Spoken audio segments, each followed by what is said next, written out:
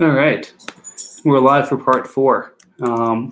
Initially, we were going to do this tomorrow, but there were a few people who were very excited about the prospect of going again today. So here we are, podcasting once again, sharing the link for people to follow now. All right. So there we go. Pull back up the GM's page as well as the Hangout. All right, we're going. So we're in. Yes, you're in. Congratulations. Now, you ready to fill some content while I cook some dinner? Absolutely. All right, where did we leave off yesterday? I think it was just after. It was just shortly after I took Fred Warner. I think it may have been. I think you're right. Yeah, I think it was that. I think my last pick was where we stopped off because Jeremy took a while to take his pick because I think he was driving home and then had to do the normal thing with the wife and kids. And yeah, he usually has a quiet period between, say, 4 o'clock or 5 o'clock his time and 10 o'clock. So that'll happen. But anyways, welcome back. We've got Chargers and Vikings on. As mentioned, we stopped at about 225 yesterday, and then kind of kicking it off from 226 going forward here. 226 was Tyquan Lewis, the end from Indy. I think an Ohio State guy going to the Packers, which is funny because we've got a bunch of Ohio State homers in this league, and didn't think he was one of them. So he stepped up, took him. Jags take Arden Key. Linebacker designation. I thought he was going to be a DN designation. What do you think about that? I assume he'll get moved around. It's a lot of weird stuff happening with edges and defensive ends and defensive tackles because you got a couple defensive tackles that are as designated as defensive ends. You've got a couple linebackers designated as defensive ends. You got a couple defensive ends designated as linebackers. I think we'll see that clear up in a bit. I don't think Arden stays as a linebacker. I think he gets moved over to defensive end. I'm not a huge fan of the pick. I know Arden Key's got a lot of talent, but I frankly think he's an idiot, and I don't think he sticks in the league. I get it's a high upside pick, but that's not necessarily a type of guy I'd be looking that has a high ceiling that I'd be wanting to use that type of pick on. I think you may have been able to get him a little bit later, but who knows? Maybe somebody like the Jets sees him or Texans sees him and says, hey, I need guys now, or I need guys that are going to be high-end producers, and they grab them. Or even like the Giants. What I was surprised by was our first cornerback going off at 228 in Denzel Ward, which first corner taken in the draft, first corner taken in our draft. And I was thrilled to see that Tampa took him because I have Tampa's first next year. So love the personnel decisions. I feel like that may, just because the price of that contract might be where cornerbacks start coming off the board as Bills joins in here. Eric, can you hear us? Oh, he's muted now. I assume he's busy at something. But I mean, for $830,000, I don't think that's a bad spot for a cornerback. I just think there's still talent there that's on the board that you could get. Like Antonio Callaway, he's a really good guy that you could have grabbed there. Ito Smith, if you're looking at running back.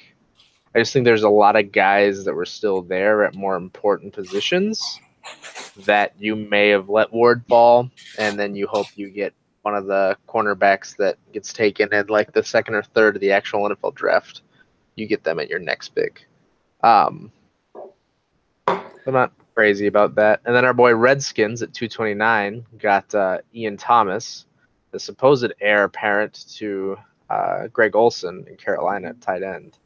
I like the pick. I'm not huge on Ian Thomas, but I think that'll end up at least I could see him being like a short-term answer to their hole after Olsen retires, but I don't think he's going to be like some long-term dude that they hold there. I think they end up having to kind of bumble around between different tight ends after Olsen's gone. Yeah, no, I'm with you there. And look, I have Thomas in a few leagues. I don't have him in a few leagues, and have skipped him for others. I'm The question there is in terms of what happens with Greg Olson, because I think they just extended him this offseason. So one party says they waited until day 3 for your guy. So with the extension, you think Olson's going to be there for a while. That said, I think Dallas extended Witten last year for 4 years, and now he's gone. So it's a completely up in the air for how long is he going to have to sit there and wait. And then, I mean, does anyone feel comfortable as to what the hell Carolina's doing with that offense? I mean, it's not really being set up for Cam. They brought in Norv Turner, master of pocket quarterbacks, to come in and take this offense to the next level for Cam. It's like, I can't look at anything here and be like, oh, yes. Now, only Devin Funchess in about 8 leagues. I'm contradicting myself a little bit. But that said, I think it's a good long-term pick, but Ian's one of those teams that he doesn't have his first next year, so I can't quite peg exactly what he's doing because, you know, he's got Darnold, he's got Hackenberg, but he doesn't have a week 1 starter right now. So he's not win now, but then he doesn't have his first-round pick next year, so tanking doesn't make a whole lot of sense for him either. So I don't quite know what's going on here. This comes to me as a win-later pick. So maybe he's aligning more that direction. But, you know, moving up a 2019 first and being a win-later team isn't really congruent towards success, I'd say. So, like I said, I don't know what's going on. I talked to him a little bit just because I can't remember what I originally reached out to him on. But I ended up being like, hey, just out of curiosity, how much is your Melvin Ingram price? We talked for a bit, and he told me that he sees like his team as they I think it was overachieved. He's in here now. I think it was Ian. You said that your team was slightly overachieving rebuild, right? That was the terms I think you used. Yes, I tried to go for a rebuild this past year, but I won, almost won the division. So kind of had to figure a new strategy. So my team is kind of in a rebuild type of mode, but my players just seem to be overachieving. So now I'm trying to shift gears into somewhat of a win now mode. But yeah, that's that. Which I think with that Ian Thomas pick, I'm not sure there's a whole lot of guys there that you can bring on that are going to be day 1 starters for you. Maybe you take Kiki Cutie and you hope that he slams his way into that slot role with the Houston Texans and he gives you some big games. But outside of that, there's not a whole lot of guys I see coming off the board after Ian Thomas that would be day 1 starters. So I think it probably is the right choice there. Yeah, I mean, I was thinking about Kiki. I was thinking about a few people. Hold on, let me. I was looking up. I might be having a trade might go through shortly. So stay tuned for that. But no, I was thinking about Kiki. I was thinking about Callaway. I was thinking about Braxton Berrios. Those are the other guys, and Deshaun Hamilton. And I figured, unfortunately, I have a gaping hole at tight end now. So it was between those guys and Ian Thomas, and there was a small run of tight ends a little bit beforehand, and I was trying to trade back a bit, but I think the best next pick I was getting was I think the 312 Vikings. I think that was it. Yeah, that was me. Yeah. So I didn't know if we might go on another run of tight ends, which we didn't, but I didn't really want to drop that far back, and I don't think the value was that, at least to me, wasn't up there for the entire trade. But so since this was my last pick, I needed a tight end, and it was between a couple tight ends, and I figured this guy won for a variety of reasons. I think he was the most talented left. I think he's in the best landing spot in the future. He's got Greg Olson in front of him right now, but it seems like Olson might be on the way out because there was rumors about his retirement this year. He's trying out for Monday Night Football. And then on top of that, he gets to learn from Greg, who's one of my favorite players. My cousin actually played football with him in high school, so that's nice. But on top of that, he's one of 3 people I know involved in the National Football League named Ian, and one of those 3 people pronounces his name wrong. So I kind of had to get the guy named Ian because, that's my name. For sure. I mean, I think it's a good pick, especially all things considered there. But it definitely, with you not having your 2019 first, it could be a head scratcher if there were other guys available still that may have been instant producers, but I don't have too much of an issue with it. What I do have an issue with is Giants pick at 230 being Jalen Samuels. Like, that is 100% I hope James Conner fails, and I'm banking on Le'Veon Bell not being a Pittsburgh Steeler after this season. Just because he's a late 5th-round pick, he produced in college, and he went a little bit after what I think people were expecting him to. If I remember correctly, he was like a 3rd or 4th-round projection, so him dropping to the late 5th may have been a positive for him with landing spot, but the needs that are there and the players that were available, I can't really justify taking a late 5th-round running back like that in a team that has a pretty obvious, if Bell goes down, our answer is James Conner.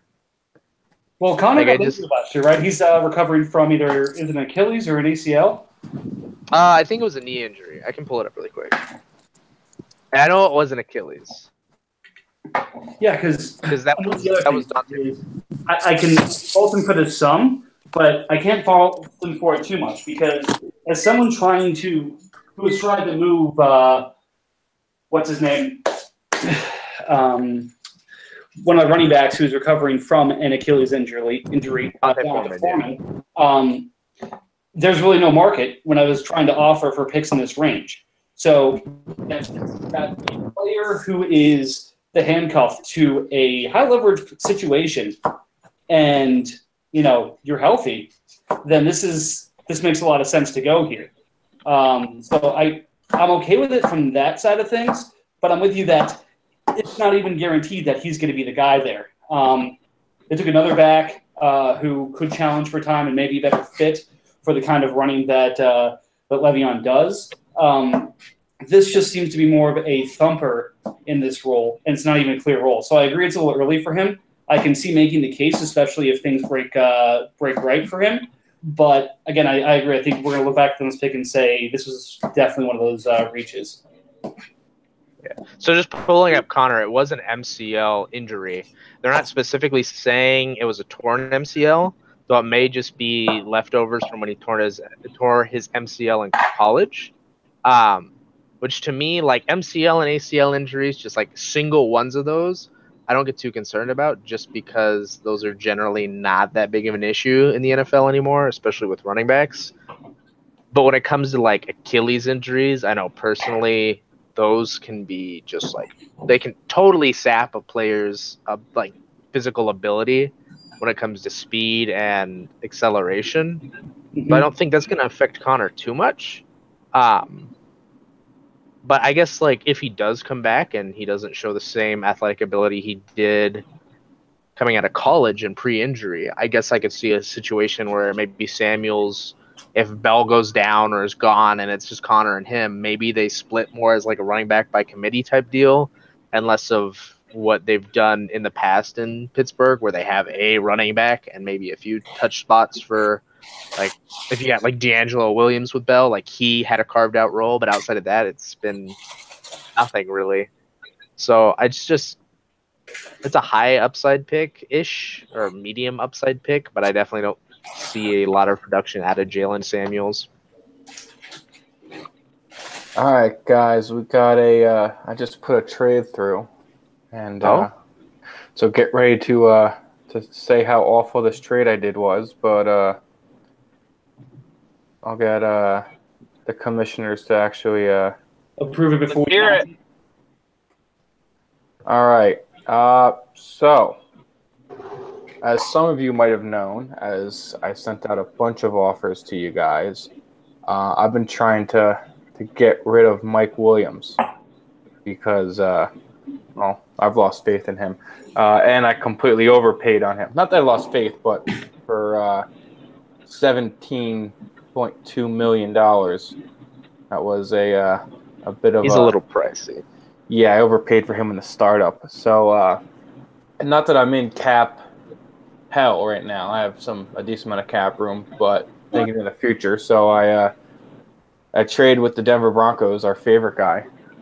And so I give up Mike Williams and my third and fourth next year for Damian Williams, the running back in Kansas City now, Jeremy Curley, a wide receiver in Buffalo, Patrick Robinson, the Saints corner, the 328, 346, 528, and a third and fourth next year. So I think he probably got a better player in the deal, but I get some cap relief, which I didn't necessarily need, but it helps out a lot. I get $17 million off, and I only absorb, I think, 4 from Williams and I think 2 or 3 from Curley. And, 3 from Curley. So I get a total of $10 million in cap relief, but both Damian Williams and Curley have 1 year left instead of 3 years that Williams has. So that comes off at the end of the year. Patrick Robinson was a pretty decent corner. He's only at $2 million, and he helped shore up a corner that I need. And I get some more picks in this draft. And then, what all picks did you get back on that? I want to write them down so I can. Yeah, I got the 328, the 346. It doesn't matter. You crushed it. Like The that's 528, and then I get a 3, and then we swap 3 and 4s next year. I basically. Oh, so you got future picks from him? Yeah, but I gave him Okay. mine, so I swapped. Yeah, but yours are going to be better than his. Yeah, that's what I was going to bet on. I told him, hey, let's bet on us doing better than each other. Yeah, you crushed him. Oh, wait, hold on. Just to let you hard drive nerds know. Great trade. Getting $10 million in cap relief and not having to give up a first or second round pick in this league is insane. Just to let you hard drive nerds that cling to every word that quote faggot end quote makes my rosters nowhere near a finished product. Your taxi squads are not safe. Fair warning. Looking for a receiver now, accepting offers. I love that. He just took on an extra $10 million in cap space, and our taxi squads aren't safe. I mean, he does have cap space, though. That's one of the reasons why I sent this to him. Yeah, but again, he had 20. I think it was 23 million before, and now he's down to 13. So, who are you going to steal with 13 million in cap space? Howard's at 12 million. Williams is at 13 million.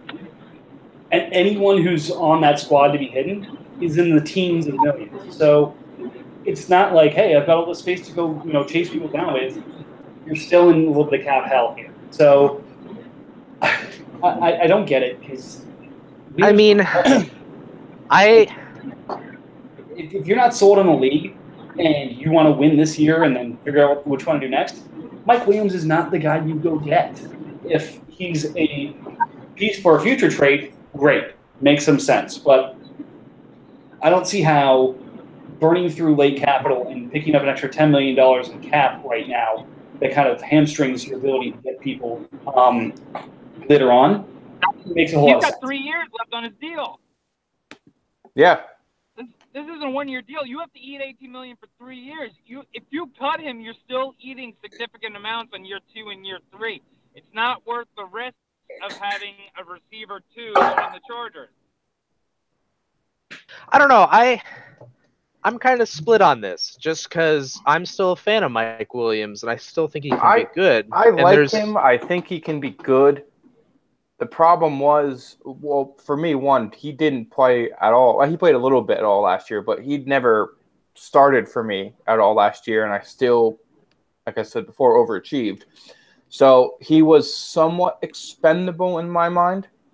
Not that the guys are going to perform as they did last year, but he was somewhat expendable since he didn't put up any numbers last year for me.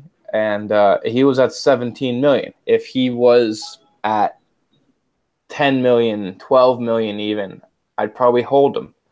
I mean, I was fine with holding him even at 17 million because, like I said, I wasn't in cap hell. But I need some more picks to help fill out my roster a bit, and this was to get some. I definitely understand the move. I just think there might have been other ways around it. It's like what you could have done with him is, so he's got 3 years left on his deal now. Next season, he'll have technically 3 years of NFL experience, and he'll have two years left on his deal. If he performs subpar this year, but still shows like the high quality of play that we think he can have in the NFL, you may have been able to restructure him and basically cut that in half. You don't get those picks back. You don't necessarily get the ability to like really add those pieces, which I know is something that you value there. But maybe you get what could end up being like a high-end wide receiver for that was sub 32. I was struggling with this. I had my finger on the button for a while here, just staring at the screen and just very intently, just thinking. But I think another thing that sold me on this was he's named Mike Williams. So as much as I want him to do well, he's cursed. No Mike Williams has succeeded in this league. The reason why I'm hesitant on Mike Williams is not that I don't believe he can be something in this league, but the Chargers have Melvin Gordon, Keenan Allen, and Hunter Henry, who have all carved out significant roles in that offense. So when you look at opportunity, maybe he has some good weeks for best ball where he gets those touchdowns, but I don't see him being a target monster, and I don't see him being a great deep ball threat to where like a great best ball guy is. So I don't see him fitting in the near future into this offense where he's going to pay 18 million.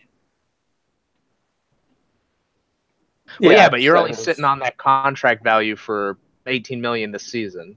You drop that down next season 100%. We'll see what he does, if he extends the contract or not. Well, I mean, like, even if you had kept him, Mike Williams would have had to have a top 10 season to not become cheaper. Yeah, and because he's on his rookie deal, you can't extend him, right? I'm not sure. He was drafted as a rookie in the startup. Since he was drafted as a rookie in the startup, and 2, because he's going to have 3 years, which is the key factor for renegotiations, basically. At least looking at younger players like that, he'll have 3 years NFL experience on February 14th or whatever of next year. So as soon as that date hits, he can drop that renegotiation on him and drop that cap hit. Okay. We'll see what he does. And a renegotiation has to be you have to renew the player for more years. So in order for him to be worth even 10 million, he has to be in the top 50 of receivers who are getting paid still a significant amount. So I feel like it's still too much chance to give up picks in this draft. You could have got picks because of the cap relief that it gave to Ian. I mean, I definitely understand the trade, but it just seems like I'm definitely not saying you did the wrong thing. But just with the position your team's in, giving up a guy that could be or is a wide receiver 2 on an NFL offense, especially once Tyrell Williams is out of there. Like, I think this year is definitely going to decide whether or not you won that trade well. Oh, yeah. Or really just got crushed on that. Because it depends on the rest of my draft here, and then how, one, he performs, and 2, how, I still have Crabtree and Hearns as my 2 receivers that are, starting. I got Robbie. We'll see what happens with him, if he's suspended or not, and for how long. We'll see if, Chad Hansen steps it up in his second year. And I mean, I loved Curley when he was on the Jets, so that's a little bit of it. I wasn't okay taking him on. But, I mean, he's at Buffalo right now. I don't know who else Buffalo really has. They got Calvin Benjamin and Charles Clay. So we'll see. Maybe they he gets me a couple points. But I really think it really depends on how Crabtree, Hearns, and Robbie do as well. Or if I draft another receiver or pick up a receiver, free agency, taxi squad, that kind of stuff. Oh, they got Zay Jones as well. So we'll see how that works out.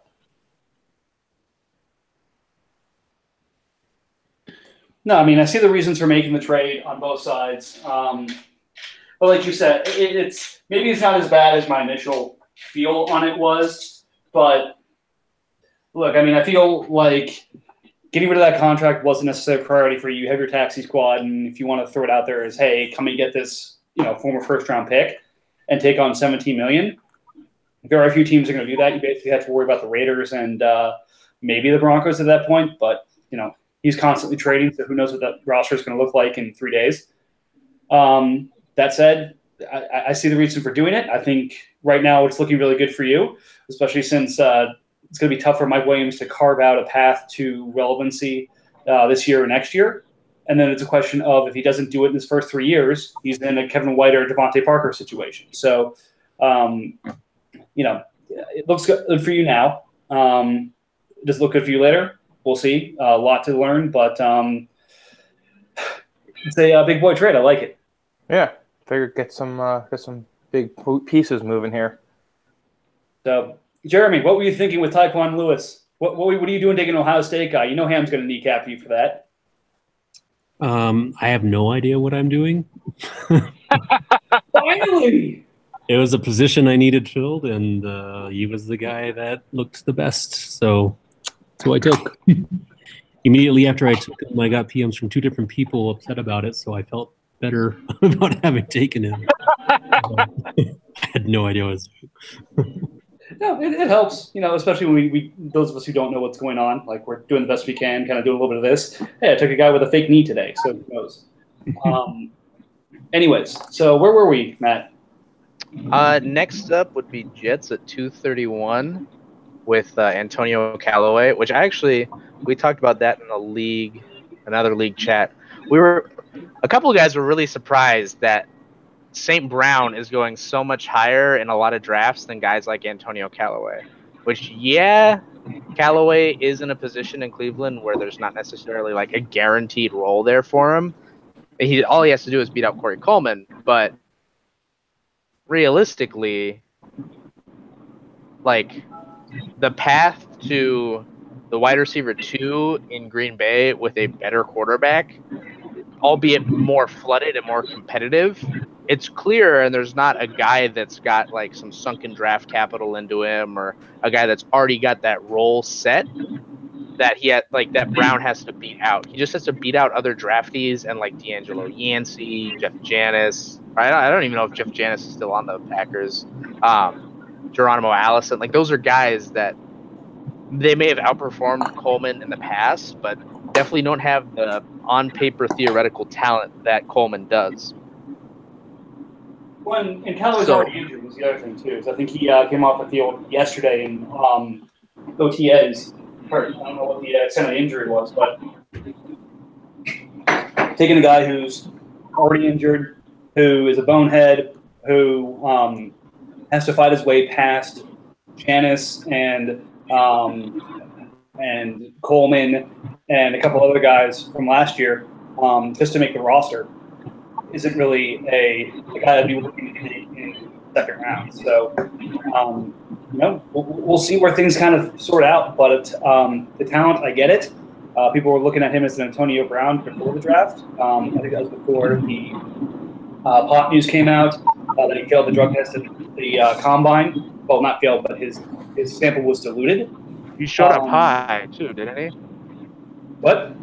Didn't Callaway show up high to the combine? Basically. Like that was just straight reported.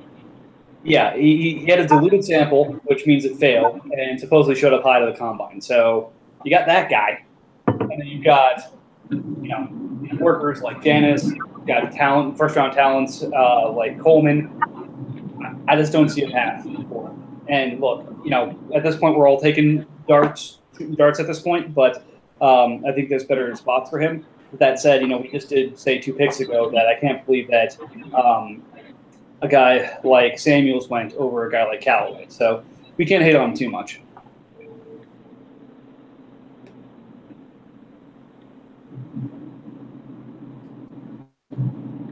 All right. So for those of you interested in the cooking show, over here, I've got some spinach pesto that I've been making while we've been talking here. Dinner tonight's going to be some noodles made out of zucchini. That's spinach pesto. Baby tomatoes and shrimp. So Shrimp. Yeah, shrimp. We got to start defrosting that here. Well, while I'm on, 'cause I'm only going to be on for another 5 minutes. Do you guys want to talk about my 3rd round pick? Sure. What'd you pick in the 3rd round? I took the DN from the Dallas Cowboys. Durant Armstrong. Yeah. Yeah, I just saw him as the next pass rush player on my list, so I took him just because it's a position of need for me. I feel like if any of these DNs hit, you get tremendous value just because you need to start 2 of them in this league. So guys even that are rotational have decent value. But I don't know too much about him, unlike the guy I drafted in the 2nd round. So I'm not sure how great he really is. I did have interest as soon as I took him, so somebody wanted him. But also with the best ball format, you don't necessarily need him to go off every week. He can have 1 week where he gets, he goes off, and then he can be dormant for 3 weeks, and you can survive if you have enough depth. Right. You talking about tight ends, though? Defensive end. Oh, defensive end. Okay. Yeah. I think it's a good pick. My only concern there is you're taking a guy that's a 4th round pick at a position where they already have a starter in Crawford, and they've just spent a 1st round pick on a guy at that exact same spot last year, right, in Taco Charlton. So the path for him to get to starting snaps is a long one. Maybe he switches over to left end, but they've got Coney Ely and they've got DeMarcus Lawrence there, so we all know how good DeMarcus Lawrence is in this league. So maybe he tries to learn that position and switches over, but I don't think he's got the frame to do that. It'll be interesting to see how that all plays out with Crawford and Charlton ahead of him still. And then they had Dontone Jones there that played. I think he was spottable for them as a rotation guy, but it'll be interesting. I definitely like the player. I don't necessarily know if I like the spot he landed in. I got you. Yeah, they have a decent depth at D line.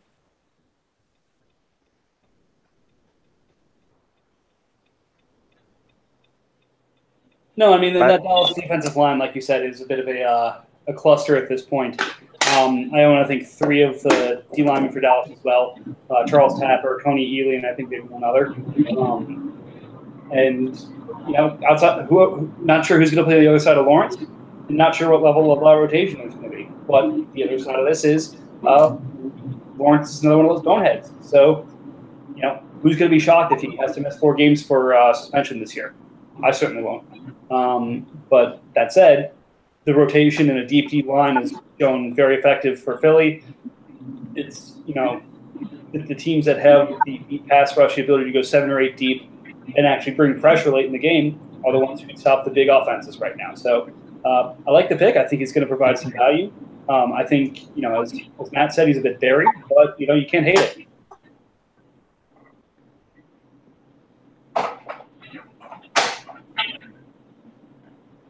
All right. So then after him, we got Deshaun Hamilton going to the Saints. Do we want to talk about that at all?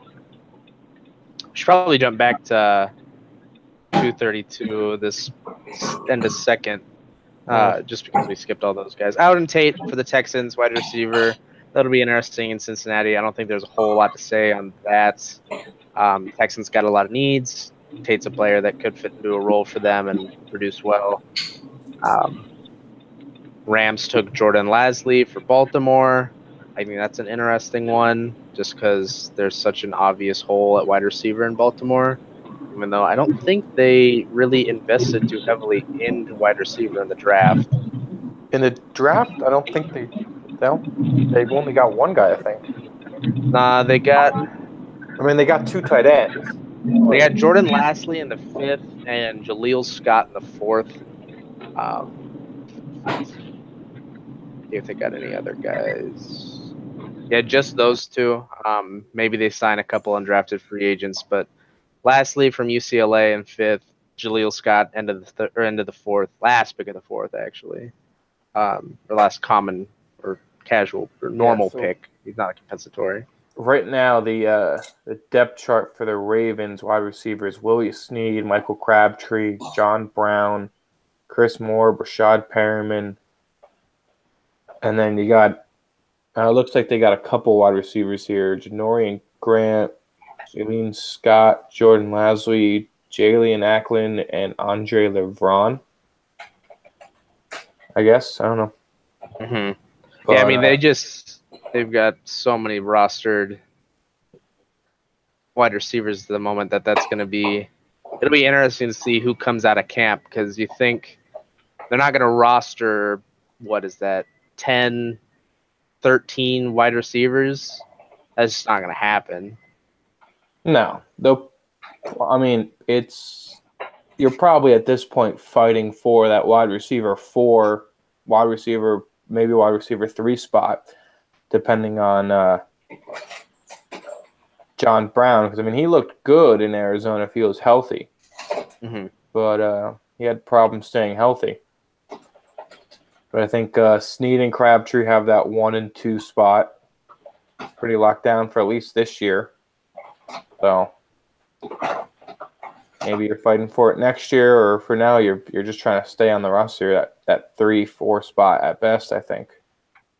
I mean, I didn't watch a whole lot of Lasley's tape, so maybe you just take him hoping that he's a guy that can take that slot spot from Brown or fill in for it, just because he's the shorter of the two between him and Jaleel Scott.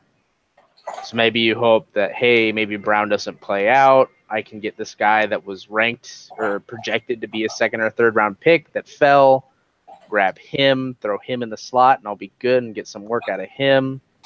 But I don't really know if you can consider Baltimore a premier spot for a slot guy given their history.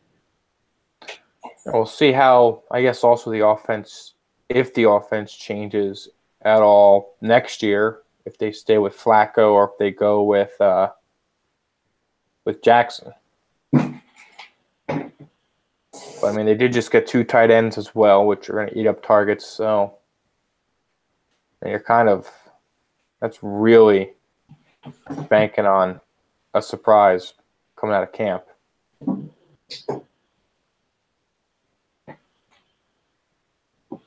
No, agreed. Am I muted? Yeah, no, I'm not muted. Good. No, we could hear you. Good. Yeah, look, I like Snead there. I like Crabtree there. I like Brown there. I think it goes into the 3 receivers they like. Perriman's still unproven. And then they went tight end. So I think this ends up being more of a – I think Tressman's still the OC there, right? No, Morningwig. Oh, Morningwig now? Okay. I don't remember as much about him. But imagine kind of the playing out the play action, run-heavy team is what they're looking to play at the moment, especially with that's what he was with the Jets kind of. But I think he was also the guy who decided to kick in overtime before the new overtime rules. So I think he gets some hate for that when he was a head coach. Makes sense. Yeah, a lot to be determined in Baltimore. Mark Andrews is mine in this league, so obviously I don't hate the idea of the passing game too much there. But that said, a lot still to be determined. Back to Auden Tate and Deshaun Hamilton, though. again, I agree. Tate is a boom bust guy. Either he's going to pop off in a huge way, kind of like Kelvin Benjamin did, or he's just going to flame out completely.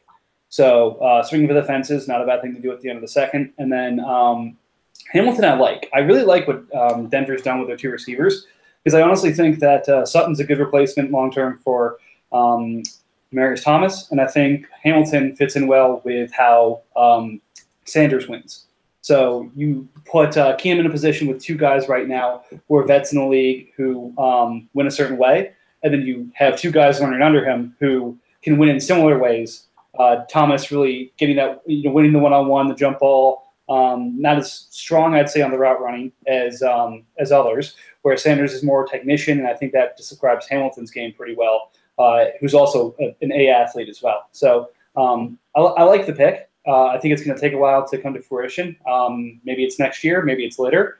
Maybe Hamilton is the next Cody Latimer that never pops when he's in Denver. But, at the end of the second round, I can't fault it. Yeah, I'm a big fan of Hamilton. I thought that was a good landing spot. He's probably not going to do anything this year, or very little this year, but it does look like they're probably making one last push, and then they'll probably Elway White not blow it up, but break it down a bit. I don't see Keenum there for too long. Maybe make another push and then let go of Sanders and Thomas and try to do a rebuild. So I think they got some two young guys there, and they did just draft. Did they draft a running back as well? Yeah, right. The Broncos. I don't believe so, but let me double check. No, Broncos took Freeman. Yeah. Yeah, I'm an idiot. Yep. Yeah. So I mean, it looks like they're, and then they got Chubb and Von Miller there. So I mean, it kind of looks like they might be trying to make one more push, and then might just not blow it up, but break it down a bit. Yeah, but they've also set it up well for that push and the reload, because they're acquiring the weapons that they need to. If Fumagalli is going to take 3 years, like tight ends normally do, receivers take 2 or 3 years. Running back, they can ease in Freeman behind Booker and do a committee there with Keenum, and then take a quarterback they want next year if Keenum doesn't look like he's going to pan out. If he's more the Houston or the Rams Keenum instead of the Vikings Keenum. So with Chubb next to Miller, their defense should be solid enough to still make that push. I think there's going to be questions in the secondary with Talib gone in terms of leadership. But with the mess that the AFC West is in, I can't say that the Broncos are eliminated. I mean, they still got Chris Harris there. There's some leadership in the secondary. But, but I feel like Harris is at his best when he's covering slots. Like, he can cover the outside, but I feel like as a slot corner is where he's really made his money.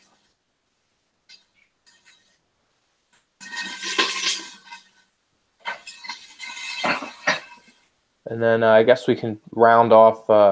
We got 2 more receivers taken in between them with Kiki and Berrios. That Kiki pick is so good. He was another guy I was trying to trade up and grab in these picks here, and I was legitimately considering taking him over Fred Warner, just because that dude has a clear shot at an immediate role in Houston with the slot spot.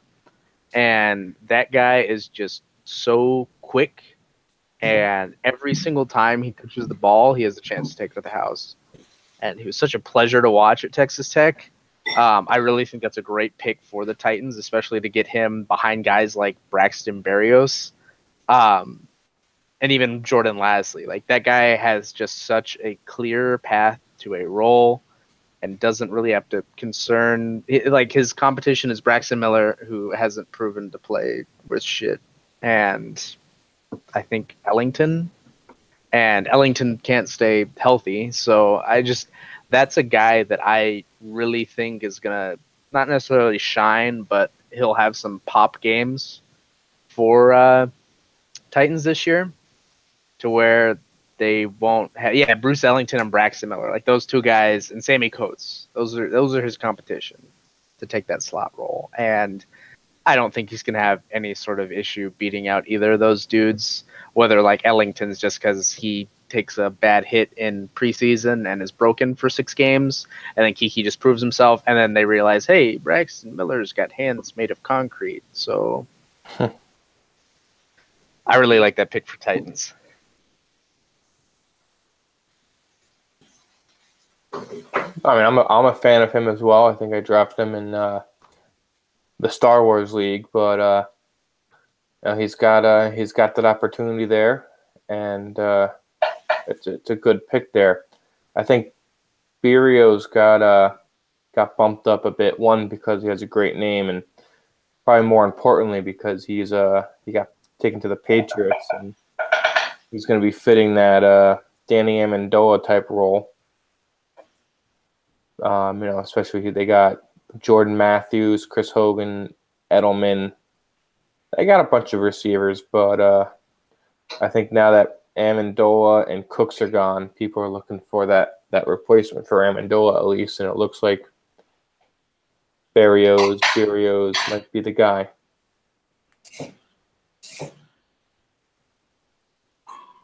Was Berrios even drafted? The 6th round. I can't make sense of taking a guy that went in the 6th round over a guy that went in the early 4th. Well, I think it's landing spot. He went to the Patriots. Yeah, but when have the Patriots gotten a wide receiver that they've drafted that's been good? Julian Edelman, who came in as a quarterback? Yeah. I think they're just trying to, they see Amendola and Cooks went, and then they drafted someone whose pro comparison was Amendola, and they're trying to see, oh, well, he's going to fill that Amendola role, who, yeah, he could do that, but, I mean, they still have Amendola only really blew up this year. I've been a big Amendola fan. I hated when he went to the Patriots, but Edelman was hurt. That I think really helped Amendola blow up because they play the same position. So, unless Edelman gets hurt again, I think Berrios stays on the bench for a while. They got Jordan Matthews and Hogan on the outside, and even then they got Dorsett, Malcolm Mitchell, Cordell Patterson, and Kenny Britt still on the roster. Yeah, I understand people are like, hey, this guy got comped to player X, and hey, this landing spot's great. But I hate the Patriots for landing spots for any player, just because if it's tight end, you've got Gronk. You're not going to pass Gronk. It's a running back. It's a Patriots running back, which means Bill Belichick doesn't give a shit if they're taking 101 overall in the actual NFL draft. They're going to be in a fucking committee. And then wide receiver is just always a shit show. And then Tom Brady's gone in the next 2 years. 1,000% he's retired in the next 2 years, or at least not as good as he is now. And I just feel like that pick was a little short-sighted and a little under-researched. I mean, I'm a fan of picking him up late in drafts. I think I got him in the late 4th in another league. I'm fine with him there, but I wouldn't have picked him this early. There was a bunch of guys. I mean, I was considering him with my pick, but he was at the bottom of a list of wide receivers that included, let's see. I would much rather have taken Kiki or Deshaun Hamilton or a couple guys that are still available over him. But, I mean, we are getting thin on wide receivers, so maybe they saw I need a wide receiver, and, who knows? Yeah, it's definitely an interesting spot. We'll see what Raiders does. Maybe he gets lucky and he does get the next Amendola, but I wouldn't be overly confident on that one. Let's see, is there anything else in here that's interesting? Like the Josh Sweat pick by you Vikings. I know I PM'd you saying originally, I had sent you an offer and you took it as me doing an offer for Ballage when it was kind of like a package thing. That's probably the guy I take there just because he's going to be a defensive end. He's not like a lot of the guys in here that, hey, maybe Durant Armstrong gets moved to linebacker because of a position he plays off of it. But it'll be interesting to see what ends up shaking out with all these defensive ends, actually, I think. Let's see, anything else? Yeah, a bit of a run on defensive ends. It looks like we're into the tail end of the running backs here with Ito Smith. I think that's a good pick. I think he'll be in the take over that Tevin Coleman role. Justin Jackson, I guess, banking on Gordon being gone and beating out Eckler. Yeah, that one will be interesting. I don't think Gordon's going anywhere, and I really doubt somebody's going to come in and beat Eckler after last season. I mean, if he does, I'm obviously hurt as an owner of Eckler in this league for an incredibly cheap contract, but I wouldn't be too high on that there, especially since he was a 7th round pick, like a 7th, 33rd overall pick.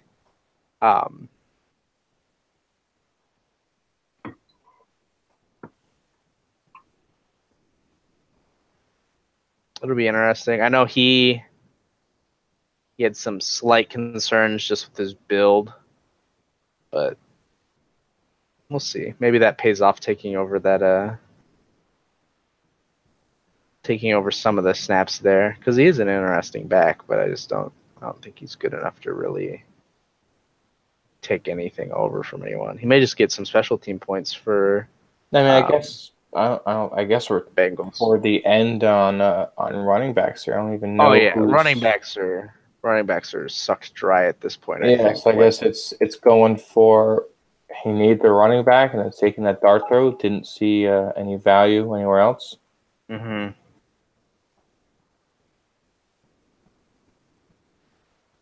Yeah, because it's pretty much it's all gone for the most part.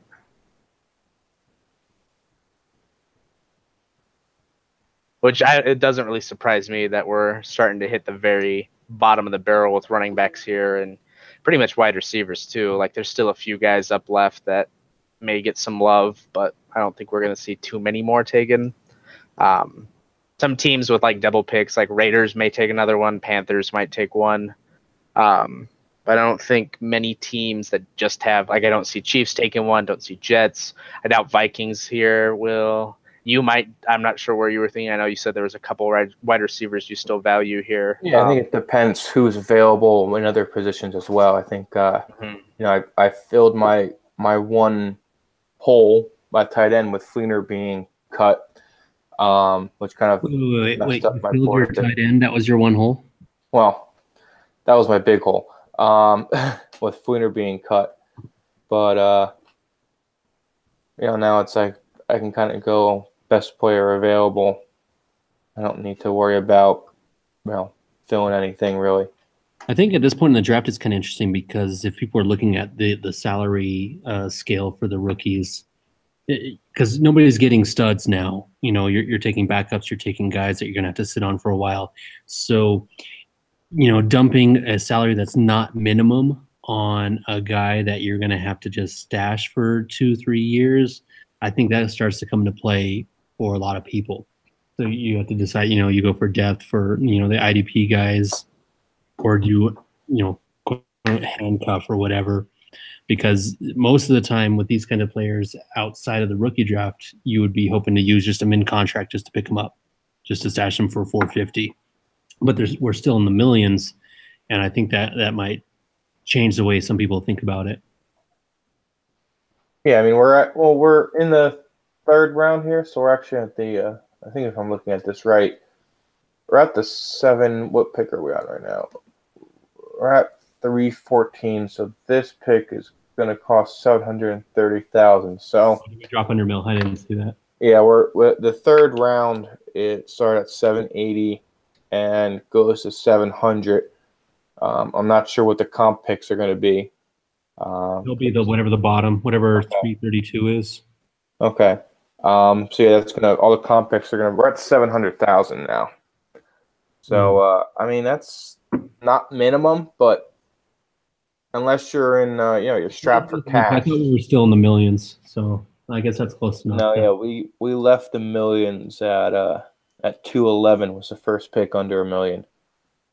So really anything under $1 million, it's you're gonna be stashing them. But I feel that's an okay price to stash a guy for a couple years. Yeah, I think it'll be interesting what starts happening with these picks, just because I can't imagine a lot of the 5th rounders get held on by teams. Like the Bucks has 4 of them, and does he even have like the cap space or room? He's got the cap space. He does have the contract available, so maybe he just grabs a bunch of guys in there and takes Katie Cannon off of his practice squad, throws a couple guys on there, just holds them on his roster. But those guys having 4-year contracts really starts eating things up contract value wise when you are holding multiple 5th round dudes that are like the Bucks has what? That's 1, 2, 3, 4, 5 just normal non-compensatory 5th rounders. Like that's all of his available cap years left. Like those are all gone if he holds on to those guys. So I'm sure like those guys will get cut. Most of the guys that are 5th round compensatory picks will get cut or just passed over and ignored. It's just like it's a mess. Well, I think the comp picks kind of threw everyone off because so many were given. Yeah, there's like 60 in the 3rd round, isn't there? I mean, Buccaneers has 3 comp picks, 2 in the 3rd, 1 in the 4th, and then he has 1, 2, 3, 4, 5, 6 5th round picks this year.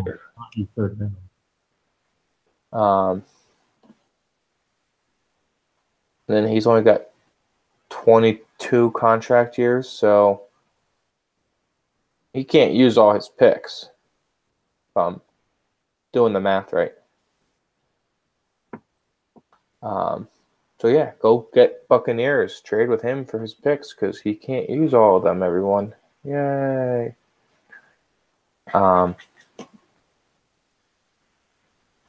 So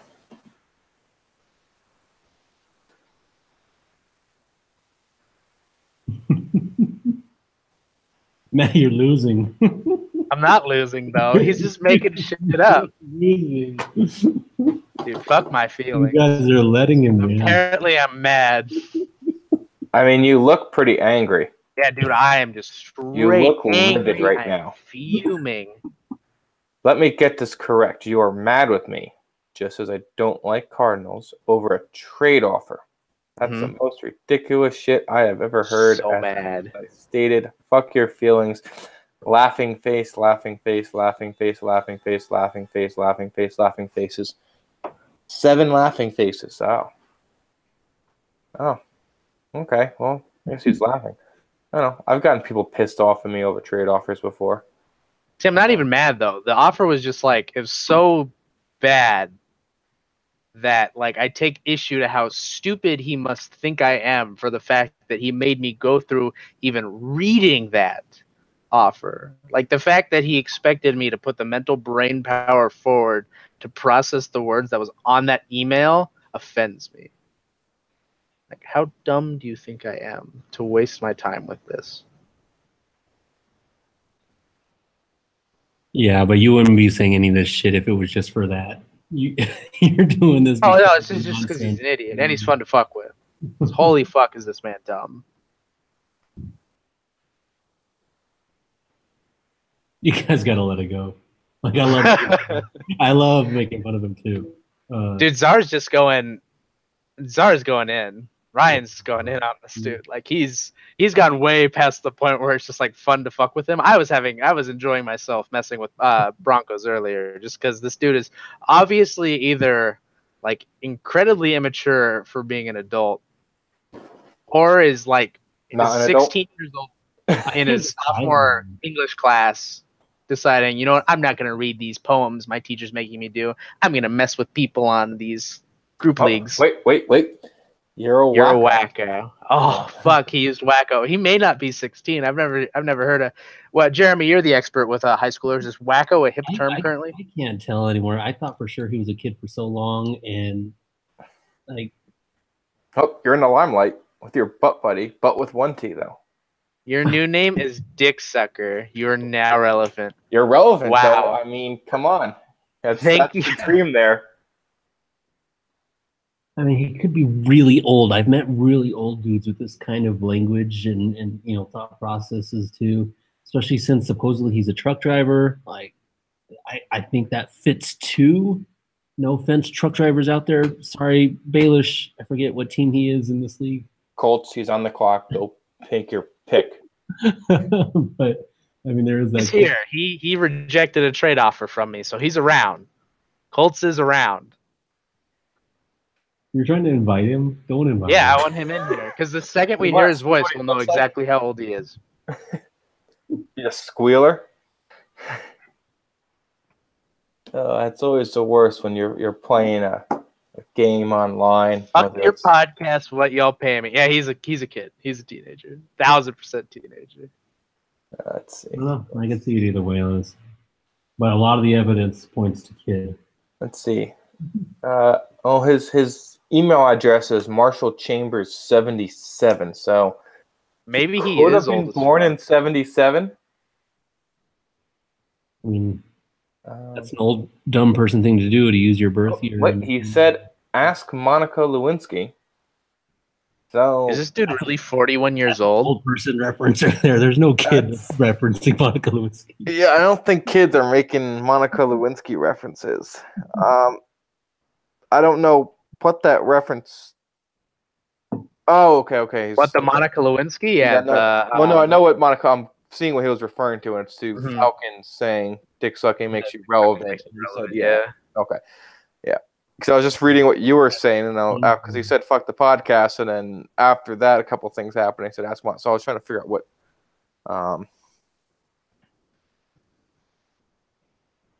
I mean, I guess him being like a 40-year-old truck driver would make sense. Not to diss any of the other truck drivers we have in our league, but it's definitely an occupation where I imagine you see people that are a little bit more socially off. Well, I think it's because you're stuck in a truck by yourself for however long a day. I think that kind of. Yeah, I'm sure it's some combination. No offense to any of truck drivers, but I'm sure that does, weigh on you. Any job that's going to have that type of just like solidarity to it, where you're just so alone for so long. Like, I'm sure that drives on the mind for levels. What, Jeremy? Solitude, not solidarity. I don't know if truck drivers have solidarity, but I don't, one of those words that sounds. Ever like hear that. the song "Convoy"? I mean, come on, let's go. No, his picture on his group me is what's his name? Is that That's Shannon Sharp with a cigarello in his mouth. So I don't know. That kind of seems like specifically a cigarello too, which is not a young person thing. Yeah, but at the same time, it might be a young person thing because look, he's got a thing in his mouth. Dick sucking makes you relevant. But that Monica Lewinsky reference, I think that I don't know. I know plenty of people my age that know Monica Lewinsky, and I'm only early 20s. Yeah. Yeah, but we're not arguing early 20s. We're arguing like high school kid or old person. Like 40. Yeah, no. I don't know. I could see him being like a young college kid, like early 20, 19, 21, no maybe. This guy's been in college. That I can just say. Well, I'm saying that age. I'm saying that age, Jeremy. There's no way this man has gone to higher education. Or he is a master troll. Like just next level. His F-bomb drops make me think old person. Because like kids today, they don't say that. At least in my experience teaching, like he very well could be some kid from out in the boonies somewhere, though. I mean, he's been dropping faggot a lot and dick sucker. That seems like it's a kid move, but I mean, yeah, like I hear. Well, also angry old white man move. Yeah, that's angry 40s to 50s white guy, like nuts.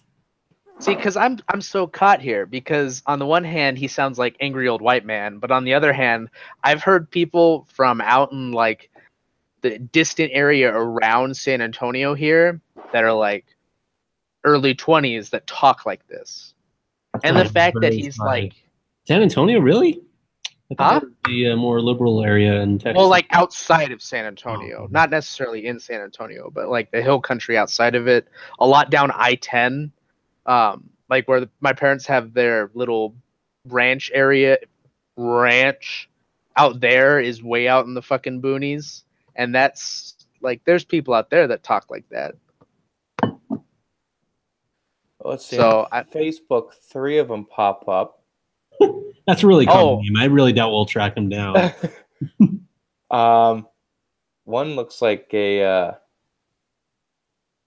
I mean, you could just use his email on Facebook. Any located in Jersey? Oh no, let's see here. Work education, nothing to show. Contact info, nothing to show. Life events. Full investigation here. Details, nothing. Yeah, he's got nothing to show, this guy. He strikes me as a person who would not have a The second one looks older and is from Forest, Virginia. And the third one also is older and has a daughter who is featured in his profile and cover photo. He strikes me either end of the equation that he doesn't have a Facebook. Well, I mean, what's his email again? Marshall Chambers 77. At least that's the one that's linked to. At what? Where is it? Gmail. At Gmail. Okay. It's Marshall with 2 L's. Yeah. I wish he had like a Yahoo or like an AOL that would like solve this dilemma pretty easily. Well, I mean, I've got an AOL, but that's because I've got old parents that set it up for me when I was a 40-year-old man confirmed. 40 years old, because that's how 40-year-old people talk. God, they changed it. You can't look it up by fucking email anymore.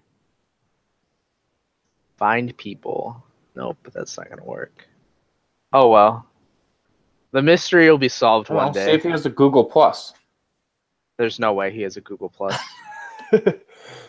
That would He might have a Twitter. It's a surprisingly old people thing to have. Miami just PM'd me saying he's an adult, I promise. Don't believe you. I want proof. Miami, you give me. Yeah, we need a driver's license. Also, like the conspiracy that he's actually Miami. It's not really a conspiracy. It's just proven fact.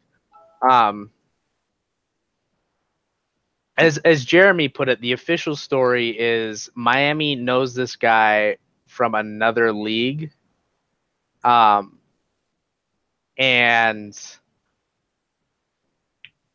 like he just brought him in because I guess he thought he was a good owner in the other league or something, or he recommended him to Lewis, and I assume Lewis contacted him and had some form of recourse with him where original Broncos kind of left us high and dry a little late, so I think I just took the first guy he could. He probably asked around, and I'm sure Dolphins just messaged him saying, "Hey, I asked him." This guy said, "Okay." I have no idea. I wasn't privy to that conversation, but that's my guess is what happened. I know Lewis hates trying to fill orphans, so yeah, I just took the first.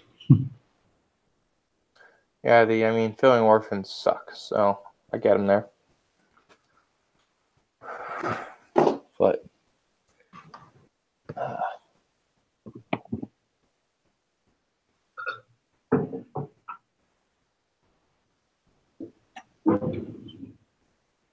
wow, it's such fun things to talk about instead of the actual draft as we wait for Colts. Well, let's see. There's a Marshall Chambers in Delaware that's 76 years old. So what is Colts doing? He rejected one of my trades, but not the other one.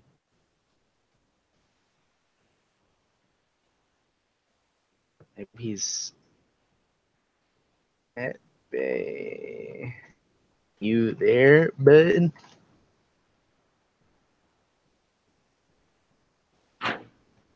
Oh, Lordy.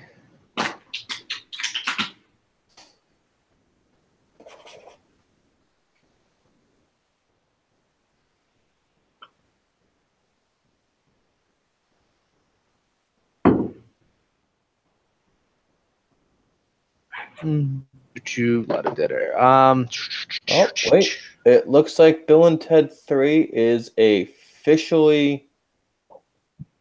Oh yeah, they happening. officially announced it, didn't they? Yeah, Nice. officially happening. Besides all those rumors, I know they're writing the script for a while, which gave people hope, but I think now it's officially.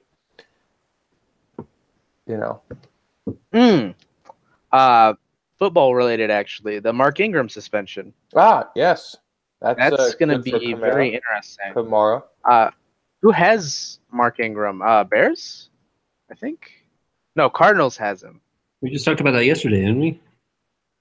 What? No, the Ingram was traded for. oh yeah, we talked about the Derrick trade Henry. for Derrick Henry swap straight up.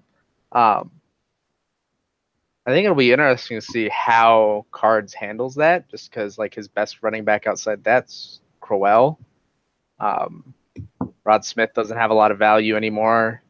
Jaquez Rogers might have some, depending on how Rojo works out. Mike Davis is basically dead.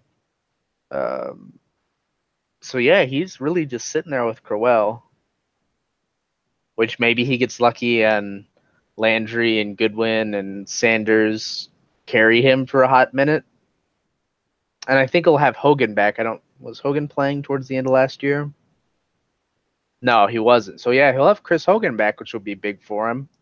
And obviously he's got that defense that can carry it for a bit. The Hill Country. Wait, Bungles, how is it not the Hill Country? That's what it's called. It's literally called the Hill Country. So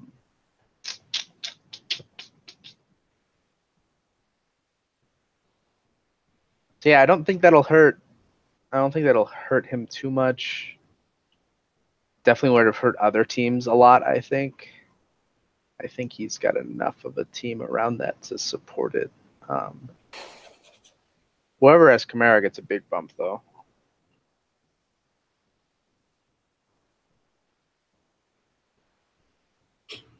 The Seahawks, but I'm not sure they really have the team to where that's going to matter too much, just because they've got Devin Funchess and Tyler Lockett at wide receiver. Adding myself to y'all podcast increase y'all popularity rate. Sorry I never sat with the nerd at lunch. Can't help your social life unless y'all pay me. As much as I would love to turn this... The nerd usage, too, is another sign for old person. Like, that's not really a thing that kids call each other anymore. I think the use of emojis. It seems like the old person discovering emojis, use of emojis, or a 17-year-old white girl. But I think he's one of the few or only people using emojis in this chat. I don't see anyone else using emojis. Oh, wait, you use one, or Packers use one. I don't usually use emojis unless it's just like the only thing I post. At 5:30, yeah, it's the only thing I posted. Okay, yeah, I'll do a frowny face. You did the winky face. Oh, the winky face. That's a favorite. Well, Chargers did a smiley face. Did I do the blue smiley face or the yellow blue smiley face? Yes. Yeah, that's just normal text ones, though. Yeah. They just, for some reason, they convert them. Yeah, so like that one, I don't really count those for. No, yeah, I don't. That dude switches over to his emoji keyboard to use these. Yeah. Yeah. Oh, Cardinals used a looks like an Inspector Sherlock Holmes one. Cardinals uses emojis. Day at 3:15 p.m. That is the. Hey, Miami uses emojis. Oh. Confirmed. All right, guys, I gotta take off. Good. Don't worry, good we're timing replacing bonus, the Brian. Falcons. I'll be listening, but I gotta leave. 2 cents sticks up. I mean, don't need your 2 cents. Emoji, you saw point though. There you go, Eagles. Eagles use the thumb up emoji. So I mean, Cardinals trying to get Lions. Call me a dick sucker. Call me a dick sucker. Welcome, Brian. We're just having fun joking about our boy Broncos Eagle boy. Oh my god. We're trying to decide if he's like a really angry Southern like teenager, or if he's like a 40-year-old white angry dude. No, I'm gonna probably guess he's younger, and he's probably from Philly. I don't know, man. It could be spot on, but we're thinking because his email is got 77 in the end of it. So unless like that's related to a sport jersey number, or maybe just 7's his lucky number, and the rest of his name with just 17 was taken. Well, I think Google, if your like Gmail that you originally put in's taken, it kind of like auto generates, so it might just be a random number that he got and just stuck with because he's lazy. That's true, but just like the way he talks, like we know he's Southern because he uses y'all, or at least he's from an area that uses y'all, and he's using the Southern typing of it. Or that's just become a popular term. I'm not really sure. I live in Texas, so I just hear it all the time. No, it's definitely, I think, a Southern thing still. Yeah. Still. I don't think it's made its way north. It's just so effective. It's so much better than saying you all. Or you people. All y'all? I usually go you guys. Please don't say all y'all. All y'all? How do I get into the live show? Do you Philadelphia PA does use, which I'm not sure. Oh yeah, you're right. Miami, yeah, he's probably not Philly. Use is the big one there. Yeah, use, and he hasn't said John yet. If he said John, that's a telltale sign. So Miami might join us. He just messaged me saying, "How do I get into the live show?" Oh, all right. Man, maybe we get some. He's also his name in the group me is Eagle Man. So is he a fan of the Eagles? That might. Yeah, he is. He's a big fan of the Eagles because he's he loves Eagle players, but he hates Dallas, is what he's been telling me when I tried to trade with him. Okay, so that kind of does a Eastern Pennsylvania point there. Yeah, that's why I thought Philly, because he's abrasive, unapologetic, and loves the Eagles. So, I want to do a. Hey Brian, quick question for you. Since you're on a phone right now, right? Mm-hmm. Do you need a specific app to Google Hangout from your phone? I know there's a Hangouts app. Yeah, that's what you need, a Google Hangouts app. And that, I'm assuming you get on any Android pretty easily, and then it's also on iPhone, so it's not a very difficult app. Our boy Miami might be coming in here to clear up the air. So I want to know how he gets into character. Is he like a method actor, or? Eagle Man, you're a very peculiar specimen.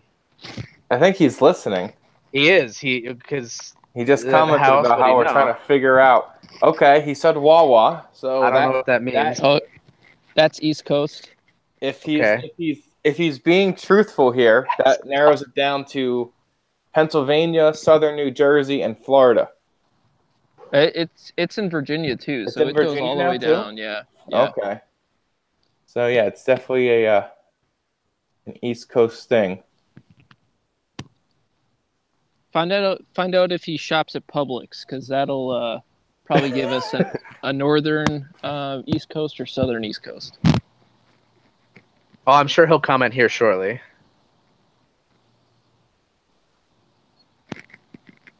Have you guys even talked about any of the picks? We did actually. We went through all the picks. That's what we're talking about. We didn't go through all of them, but like we hit the interesting ones. I roasted Ian here a little bit about his trade.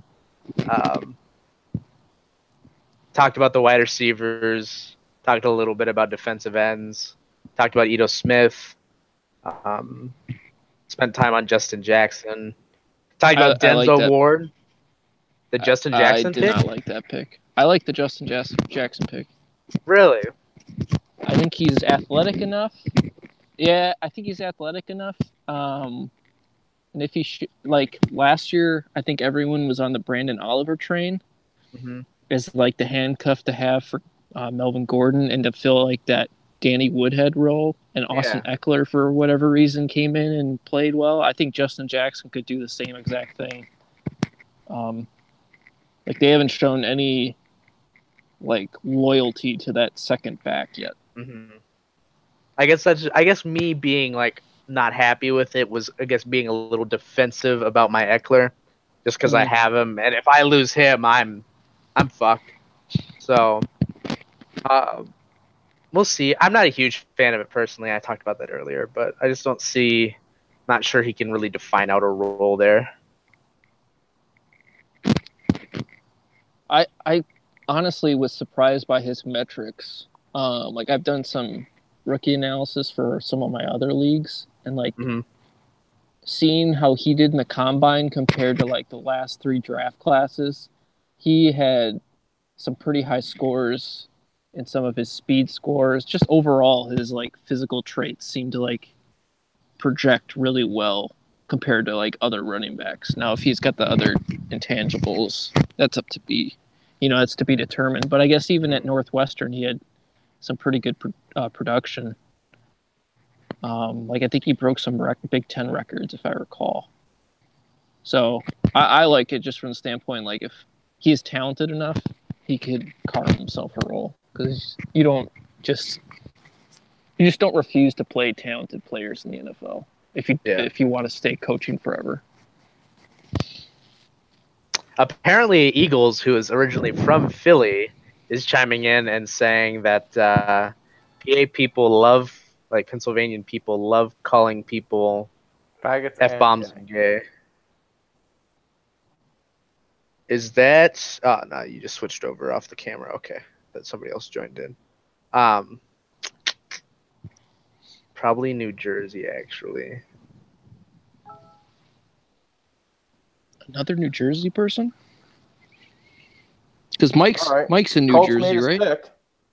Oh, Colts made his pick? Going with Fountain. It's an interesting pick. I mean, I see that. He was one of the receivers I had left on my board here. Him and Kane are 2 guys in Indianapolis besides TY. So someone's got to get the. They do have some other guys that they've brought in, I believe, that might. They pull their depth chart back up.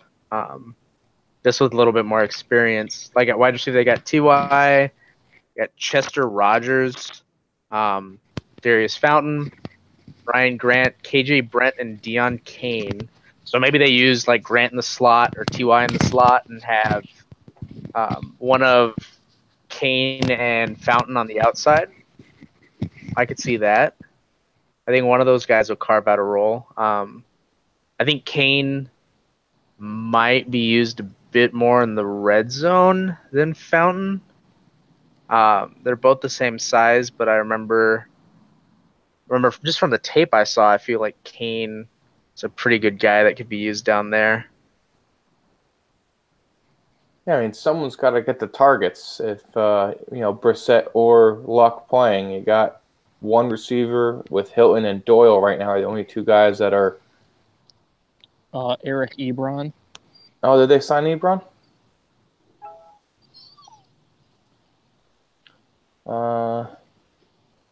Yeah, okay. They got 2 tight ends. Yeah.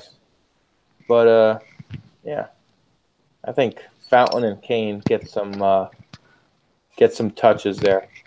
And Kane went earlier in the draft, didn't he? Yeah, Kane went, I think, at the beginning of the second, end of the first. No, I think it's end of the second or middle second. He went at 216 to Ravens. Yeah, he went right after Stark. Getting the guy that was taken a round earlier, almost a round later, feel like that's really good value for Colts there. Mm-hmm. Just because I think Kane might be one of those guys similar to Brown, where it's like we saw these guys get hyped up so much prior to the actual draft that getting them, like watching them fall, doesn't affect them as much as it probably should. And so people don't react quick enough to the guys that went over them in the actual NFL draft. Because as much as we love to think that we're experts or we know exactly what we're doing with picks and evaluating players, in reality, there's guys that are paid a lot of money overall to be grading these players. So Bronco says we just need to ask him where he's from. Fucking Lewis, I checked your IP address. I know the answer. That's awesome. So now Believeland's on the clock. See if Ham disappears for a while again. They'll have Ravens. Was there any other picks that stood out to you, Brian, that you would want to talk about? We had our first cornerback go off the board with Denzel Ward at 228, which I felt was a reasonable spot. Nope, I thought it was too early. Yeah, I mean, if there wasn't other needs that Bucks had, I could see it. But for the first running, he traded up for it. That's the thing that really blew my mind. Was he didn't trade up, but he had a trade where he got that second, I think, from the Broncos, and he used it on a corner, which I'd be fine with taking like one of the better corners, but if he's going to be a shutdown corner, like who else do they have there that really shuts down anyone at Tampa? So if he like plays really well the first couple weeks and offenses stop wanting to test him, he's going to stop scoring points for you. Yeah, it's a catch-22, I think, with cornerbacks. Because, yeah, you can take that top guy, and if you get a guy that's not necessarily a perfect lockdown, like even Marshawn Lattimore, he's as close to lockdown, I think, as you could get with a rookie, at least from that class. And Tre'Davious White last year was like the top scorer, wasn't he, for corner? Yeah, like those guys, they were really good NFL corners, but they still scored a lot of points. Yeah, but they're rookies now. That's going into this next year. Do NFL teams still go after them? That's the real thing. Like I see that drop off being almost immediate. Mm-hmm. So, like you said, White, he was the third overall cornerback. While you had Adoree Jackson, the Darius Slay, White, Kyle Fuller, Desmond King, AJ Bouye, Jalen Ramsey, and then Marshawn Lattimore. So, like, you got a guy like Jalen Ramsey up there, but do you think that Denzel Ward's production is going to be the exact same as Jalen Ramsey? Because, like, when teams play against the Jaguars, they don't really have an option to just avoid Ramsey. You got Bouye on the other side. Yep. Plus, they're pressuring them, so they just don't sit back all day to just really wait out a route. But yeah, other picks. I like the Sam Hubbard pick. Deron Payne was a bit early, especially since I think he's got very limited technique in the NFL. I know Santi was talking about Antonio Callaway like it was an oversight. I just don't know if his history off the field ever gets him playing time, especially in that offense. I think the Browns won't be too concerned about that. No, I don't think they will. But like he slips up. You know, he came in with all these issues. I don't know. For sure, he's definitely on a short leash, but I think talent-wise, that if he flops, like who does he miss out on there? Like Kiki Cutie, Braxton Berrios. I thought Kiki Cutie was probably one of the better picks. I also like Deshaun Hamilton as well. I loved the Kiki pick. I rambled on that one earlier. I think that's going to be. He's one of the few wide receivers like in this in the entire second round that you know is going to come in and basically already has a job. Yeah, like they don't have a slot in Houston. They're going to throw it so much more this year with Watson. Yeah, I just think that's a pretty safe pick in the third round. And Jordan Lasley, I'm not too sure of. I think his talent might be okay, but he goes to like some really awful situation for year one. But yeah, I don't have much else to add. I actually got to run for dinner, so just wanted to pop in, see if we got the presence of Eagle Man, but unfortunately not. But if he is listening, peace out, man. It's a shout out to you, Eagle Man. You're the number one. And see you guys later. See you, man. All right. Well, I guess that just leaves us waiting for our boy Ham to get in here and make his pick. Not sure if he'll do like he did last night and be on the clock for a while, but just going forward, we'll see how that plays out. Pretty much covered everything that's happened so far. I'm from Camden, New Jersey. I'm currently in Augusta, Georgia. Eagles fan. I hate the Cowboys. Truck driver. Member of the Serious Football Heads from Sirius XM NFL Radio. That's all y'all need to know. The fuck is Serious Football Heads? Copy. Paste. Go. It's a local business. They have a Facebook page that doesn't show anything.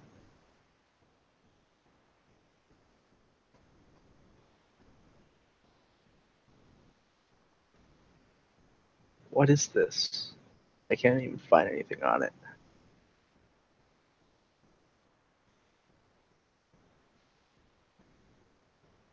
Let's just search Google for that.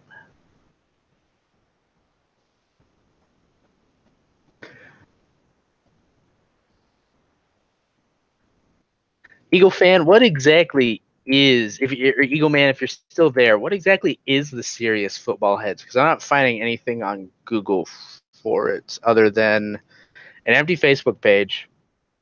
And the Serious Football Heads enjoy Senior Bowl practices in Mobile, Alabama. Among the people watching Senior Bowl practices are a group of diehard listeners of a national radio show. Fans of the Moving the Chain show on Sirius XM Radio are in Mobile. They call themselves the Serious Football Heads. Organizers say their group is made up of fans of all NFL teams. All right.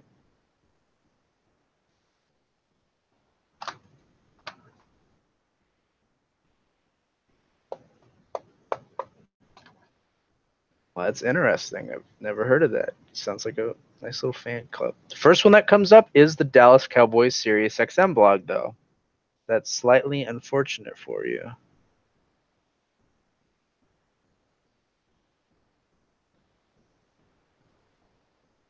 Ooh, less, a trucker's journey to health getting started. This refers to it. Apparently he's a part of it.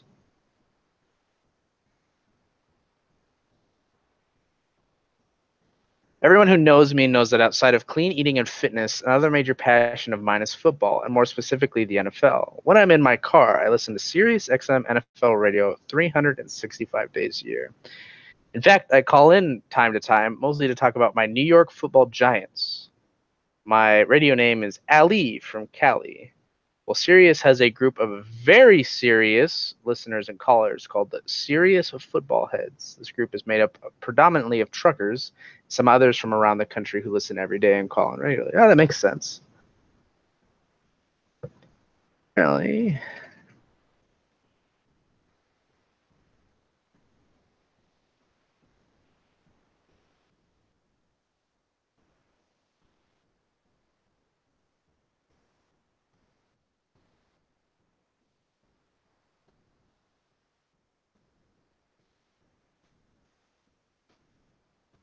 All right, so our boy Redskins had to pop out. He's got a work call. And what else I could cover here? We've covered most of the picks.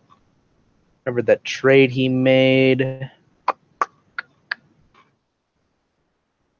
Not sure we're going to really see a whole lot of movement in here. I know a lot of people have said they wanted to move up, but I don't think it's going to necessarily happen. I think Panthers, Cowboys, and Raiders are all set where they're at. Seahawks might move out. I know Ravens is always looking. Eagles might move their pick for some more oomph this year if they can get it. Chiefs is making his first pick soon. That'll be interesting. Just to see where he goes with his almost redraft style of play. Looking over the Eagles roster, see if there's any needs that they have that are super pressing. Wide receiver, maybe. They've got Chark, Fuller, and Jeff Janis with John Ross on their taxi squad with not a whole lot of direct, obvious ways to get him off.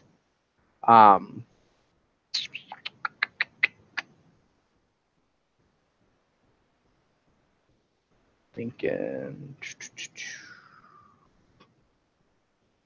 what needs could they have? They've got tight end pretty much locked down. They've got Croft and Eifert. Still have Dwayne Allen. Got one of the Houston tight ends. He may see some points with Fedorowicz going out. Defensive tackle's solid. They've got some guys that could see playing time at defensive end. Linebacker looks all right. Safety's loaded. Maybe they see a question mark at cornerback with having Tannehill and Eli. I don't think they can really do a whole lot with already 28 between those two. So I doubt we'll see movement there. And running back, they're solid with Saquon and Derrick Henry. Maybe they get some points at a Doug Martin in Oakland now. Let's look at the Browns, see what their needs might be. Still have that issue with Alex Smith's contract. Maybe they try and use this pick to get some space there. They used their last pick to lock up more of that indie running back situation. I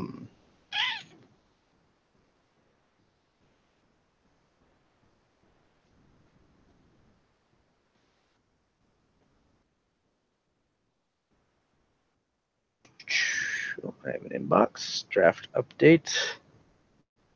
It's just the Colts making that fountain pick.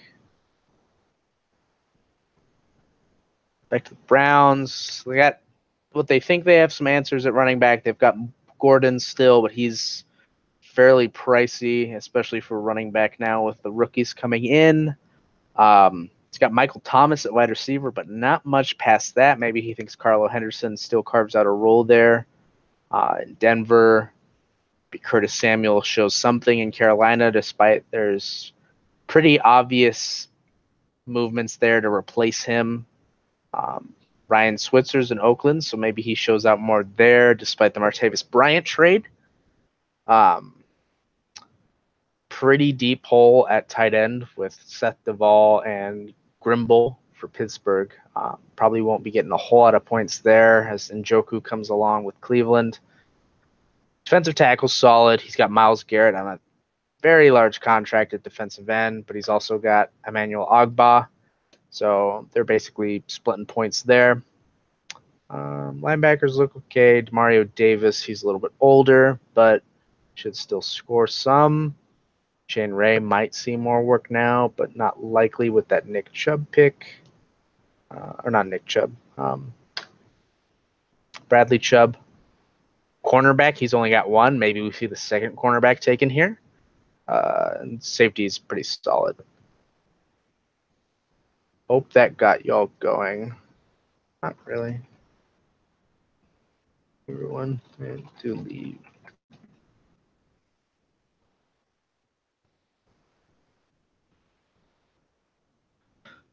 So maybe we see Browns go cornerback again here. Then we'll have the Ravens on the clock. They've got that Indy quarterback situation down. Running back looks solid, especially with that Ito Smith pickup. They basically have the Atlanta running back situation locked up if Tevin Coleman leaves. Alex Collins probably want to give some love at wide receiver. All they've got is Keelan Cole, that Deion Kane pick, Malcolm Mitchell. Moncrief might score more. But Chester probably loses his job, and Tyrell Williams may lose some of those targets to Mike Williams as he comes along. Tight end is a weak spot for him as well. Maybe he sees Jake Butt score this year. But if not, that's a hefty $7 million to keep eating if he's not going to be producing.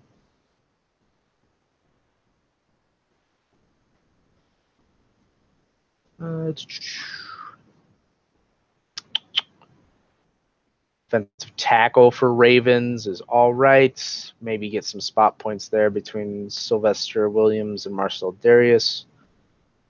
Not a whole lot of points coming out there. Defensive end is good, despite the fact that he's only got one really there. So he's going to have Griffin scoring points, but he's going to have an issue there. Just his second defensive end points being a little low. Linebackers look all right. Cornerbacks look all right. Safety looks just okay. Apparently he has 2 Paul Perkins on his roster, though. So I'm going to actually list that.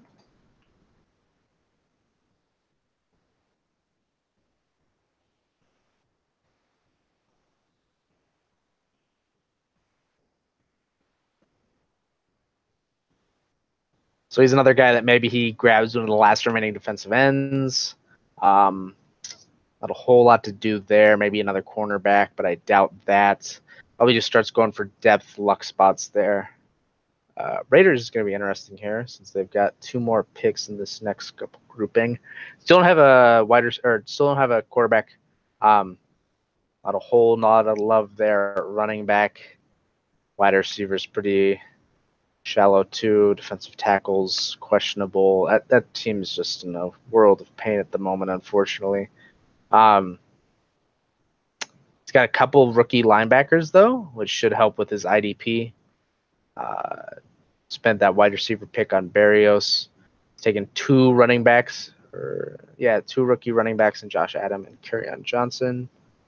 I'm definitely not drunk.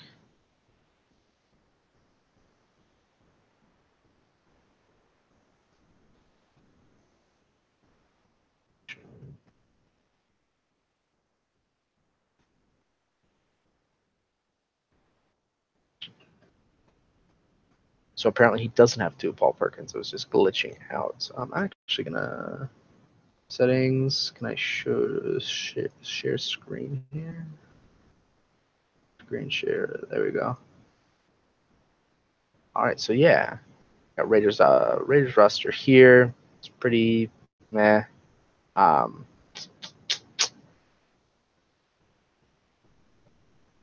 about Panthers? They'll be next. Dax questionable, especially at that 28 million. My question is ability long term. I don't think he's really the answer for them at quarterback, but they're obviously not going to move on from him until after the end of his rookie contract. Got Tevin Coleman and James White. It'll be interesting to see how James White and that entire offense really works out for them in or not offense, but the running back situation in New England. That'll be interesting. Tyler Boyd's, Adam Humphries probably start losing his job now with Goodwin taking over. Cortland Sutton's going to be an interesting sit pick. I don't think he's going to score a lot of points this season, but I think that'll really help Panthers continue to build towards the future. But yeah, he's going to be needing a lot of help there at wide receiver soon, which may be good with Sutton. Maybe keeps his team's overall wins down, helps him get a higher pick next year. So maybe since he doesn't have to focus on QB, he can take another top-end wide receiver, which I believe the next year's class is going to be more wide receiver heavy. So we could see some love focus there. The future tight end, he's got Jesse James, who should score some points, not a whole lot, but reasonable amount. Safety is solid. Cornerback is solid, yet a little expensive. Interesting to see what he's going to do with his Navarro Bowman contract, just because he's still technically a free agent, and $13 million for a free agent is not a good time, especially with only having $1 million and a little under $2 million left in cap space. Maybe he can sit on that and wait, but that's going to limit him down on his picks, where he's got these 2 here. That'll eat up at least $1.5 million. then if he's got any other high picks, maybe he just passes on his his 5th round picks, which he's got 3 of. Because at this point he wouldn't be able to pay for either of those just by the cost of the contracts themselves. It'll be interesting to see what he does here. I'm thinking maybe he goes linebacker, just tries to get another guy that might see some snaps, might take over a role at some point. Obviously, at this point in the draft, there's not going to be a whole lot of love for high-quality players available. No studs are going to be rolling out there, just hanging in the wind.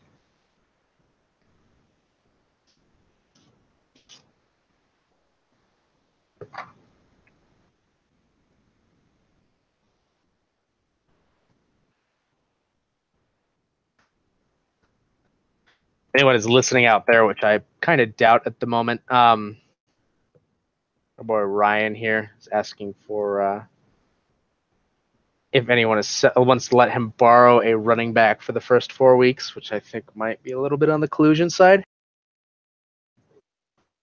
But we'll see what moves he makes there to shore up that Ingram issue. Raiders, Panthers, Seahawks. We'll jump over them. So they took Josh Allen earlier in the draft, which is a good pick, I think. When you have Marcus Mariota, maybe Josh Allen pays off and you get to use that contract instead of having to pay Marcus, and you try and trade Marcus to somebody. But that contract for Marcus is, a little bit large. So maybe somebody doesn't invest in that quite as much. He is going to get a good bump from Alvin Kamara here. And we'll maybe see some more production out of Donnell Pumphrey this season, with Mark Walton possibly taking some snaps there in Cincy. But I doubt it, just because Gio's so ingrained there and Mixon can play all 3 downs. He's got Mariachi, Dupree. Maybe Malachi does something interesting in Buffalo with their lack of wide receivers, but he hasn't really shown much yet so far, or anything for that matter. So if he does start producing points, that's a really good contract. But I kind of doubt it. Funchess will be interesting with the Moore pick. We'll have to see how his points interact this year with that. Lockett's going to be good with his return yards.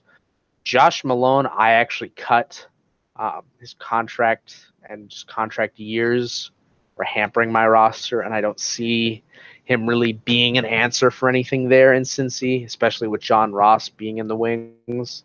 And Braxton Miller is going to lose his job to Kiki, so that's kind of a moot point there, which is going to hurt for the $3 million contract, but not hurt too much. Austin Hooper's an interesting tight end. I'd have to look up the tight end numbers to see if he's really overpaid, but I think just off the top of my head, he is. Pop over there and look at tight end numbers. So yeah, he's getting paid at that 17 spot. He's actually scoring a little bit higher than that, 16. So yeah, he's not really overpaid just by the positional market value previously. But I definitely think with rookies coming in and people realizing that, hey, a $17 million or $13 million contract kind of hampers you as a team when you've got a tight end, just because they don't score quite as much. I mean, like, here, let's look. So if you're paying for a top 10 tight end, you're getting 144 points, and market value wise, you're paying a little under 10 million. So wide receiver, to get that same point production, 140 points, you're paying for the wide receiver 43, 45, which is going to cost out at a little bit under 8 million. So you got 8 million at wide receiver, and then you've got 10 million over here at tight end. So it's a little bit more expensive to have that tight end, which obviously you need the points there in that position, but that's a position where really you're not getting a whole lot of points anyways. So unless you're getting a top guy, if you're getting a top guy and they're not being paid 17 million, like if you get a Delaney Walker at 6.3 or a Jack Doyle at 6.7, like you're solid, or even Cameron Brate at 4 million. Like those dudes are doing way better than a guy paying Kit or OJ Howard 13 million for 103 points, which maybe that goes up. maybe that type of value is good. But getting somebody like a Kittle or Jesse James or a Austin Seferian-Jenkins for these lower sub-million prices, or like sub-3 million Tyler Kroft, those prices, those are going to be a lot better for tight ends. So I'm not sure how this plays out for Seahawks. It's market value, but maybe they try and move on from that after the end of the contract. Pop back over here. Broncos thinks it's funny. I'm the only one on. Oh, I'm back. So Welcome back. yeah. So sorry, I was channeling my inner Vincent adult man and was doing business. But yeah. So what are we talking about? Are we able to fill the void? Right now, I've just been going over like who I think each of these next teams are going to be picking. Brian was in here for a little bit. Jeremy was too. I'm not sure exactly when you popped out. I fill it up. I popped out before the revelation of Broncos' hometown or where he's from. Yeah. So he said he's from Camden, New Jersey, and he currently lives in Augusta, Georgia. He's a truck driver, Eagles fan, hates the Cowboys. And he's a member of the Serious Football Heads, which I did a little bit of reading on that. All I can really find, and it seems pretty definitive, is it's basically like a group of primarily truck drivers who are very active with the Sirius XM NFL radio guys. They call in a lot. I assume they have some sort of board that I couldn't find. Maybe it's on 4chan or something like that. Some easy to access, not really clunky, low download cost, megabits and gigabytes wise, so they don't have to worry about paying extreme prices for large contracts for their phone carriers. But yeah, I mean, it seems he's just an older truck driver guy. There you go. Explains things pretty well, especially being from the Philly area. That New Jersey Philly area. Camden is, let's say Philly is a nice part of Camden. Okay, I feel you. I've only been to the Northeast once, actually a couple times now. I've been to, what state is that? My sister-in-law's family's from up there. It's near Boston. It's one of the other states. Let's put it this way. You don't want to go to Camden. Okay, I'll keep that in mind. I will definitely keep that in mind. I don't plan on going to Philly at any point anyways, but if I am ever in the area, I will strictly avoid Camden. Mm-hmm. That's basically what it is. Yeah, it's not a nice place. There's some nice places in the Northeast, but Camden is not one of them. But yeah, so that's I guess we're all caught up now here. Yeah, we had that there, and then I was just going roster by roster: Browns, Ravens, Raiders, Panthers. I was on the Seahawks. Kind of went on a little tangent about tight end values and paying tight ends versus a wide receiver. But I think I mean, tight ends. I don't know what were your thoughts on that. I think for me at least, I think wide receivers are going to get some more money, but I think the tight ends are a little more scarce and I don't think should be paid more. But because you're only starting one, I think, and you got your flex, so maybe you're starting more than one, but you're only starting one, and they don't tend to score wide receiver, running back point values unless it's a premium or you have someone like Kelsey or Gronk. Yep. So get why they don't go early, and I get why they're not paid a lot of money, but the scarcity of the position. I mean, there was only how many tight ends last year that actually produced really anything because, most teams only use one.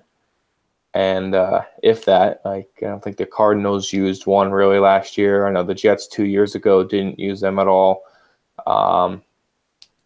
So, I mean, some teams don't use their tight ends, and so it's kind of I don't want to say it's rarer than quarterbacks, but kind of.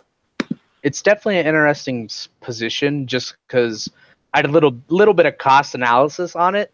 So to get a top 10-ish, a top 10 tight end is going to score around 140 points, if I remember correctly. And to get that value or to get that scoring out of a tight end, it's just around 140. You're paying roughly 10 million for that. You can get the same production out of a wide receiver for roughly 8 million. So you're looking at $2 million cheaper at the wide receiver position just because they're not as rare. So maybe you just That like try and makes start throwing, you start throwing rookie darts once you have like the rest of your roster mostly figured out. You start throwing rookie darts to try and get cheaper guys. Like, I know for me, George Kittle, he's on a sub $1 million contract and he's scoring just roughly outside the top 10 and with tight ends. So like those types of dudes, it's great for me. Like he was number 23 tight end at 94 points with a subpar start to the season. So we'll see like how that goes over the next 3 years with Jimmy G in there. And like that type of contract to me is almost as valuable as like getting a cheaper quarterback. Not obviously as valuable. A quarterback's gonna be much more harder to get because you can really, it's a lot easier to stream tight ends. Just throw a bunch of darts out there, grab a bunch of cheap minimum price guys at tight end. Maybe you hit on guys a couple weeks and you're good. But it's another position, kind of like defensive end, where getting a guy that puts points there at a cheaper contract is massive. Well, yeah, I mean, and I'm a big fan of Kittle, but I think having a cheap tight end that will be there for a while is nice. Not that tight ends are going to be super expensive, but I mean, right now that out of last year's stats, the cheapest tight end in the top 10 was just under 4 million, with Brate at 3.9, and the top cheapest in the top 10 of receivers is 8.5 million with Thielen. So, I mean, that's a pretty good deal. I mean, the point value is different, but I mean, the top 10 tight ends are going $10 to $17 million right there. Mm-hmm. And so, I mean, if you got a cheap one, and then you can spend that money in the wide receivers, who it really does pay off. Yeah, you don't have to worry about it if you get someone. Also, welcome back, Mike. Glad to have you back, bud. Yeah, appreciate it. And to kind of contribute here, there's going to be at least 2 positions for each team that they're having to do by committee. Whether that's running back, receiver, or tight end, the end, or one of the other defensive positions. There's at least 2, maybe 3 that you're going to have to do by committee. So it's a question of where do you invest for the stud, where do you invest for the committee. And I think popular opinion is, quarterback, you want your guy. So that's why quarterbacks are so freaking expensive here. Running back can be a little bit more committee. Receiver can be a bit more committee, and so can tight end. But then you want your guys at some of the premium defensive positions instead. But that said, different strokes for different folks. So that's why you have Zeke for 30 million, Gurley for 30 million, because week in, week out, you're getting 20 points. Instead of, all right, I hope this is the week that Kenyon Barner pops so I can get my 15 points out of him, or nobody pops and I've spent the same amount on 5 running backs as you spent on 1. So, it's different approaches here. But when it comes down to it, top 10 tight end production to get the same production of receiver, you're still scoring a tight end every week. So it's a question of, would you rather pay the $2 million because of positional scarcity, or try and go and spread that $8 million around to the Houston tight ends and hope to God that Watson hits somebody for a touchdown at the tight end position? Or if there's a 0, you take a 0.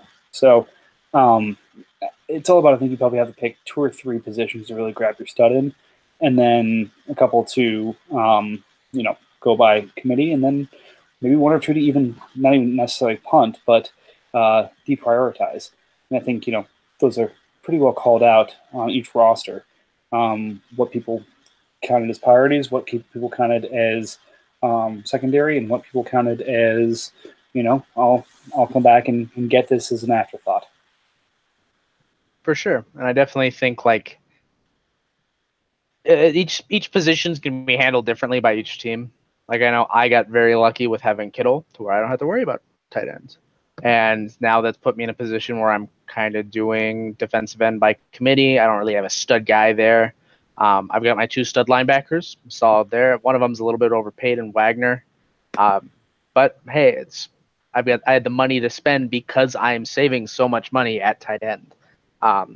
If I'm paying a tight end the usual 8 to 10 million for having a startable tight end, I don't have that money to pay Wagner that or to trade for Wagner and get him. So that shifts part of my linebacker core back to more of a committee to where I'd need more guys than Minter and Morrow and Munson and Te'o and Warner to come in and step in and fill in that role.